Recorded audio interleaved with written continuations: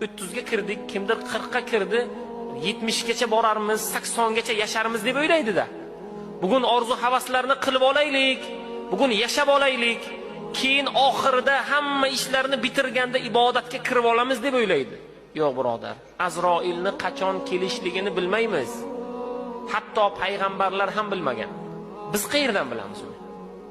Bugun kelib qolsa, hozir kelib qolsa, ertaga ertalab Azroil jonimizni olsa, biz qayerdan bilamiz?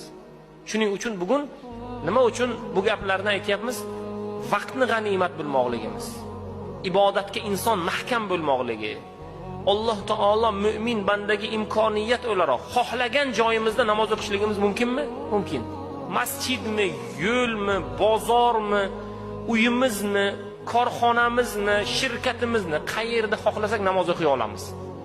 Bu mu'mindagi berilgan fazl bu. Ummati Muhammadga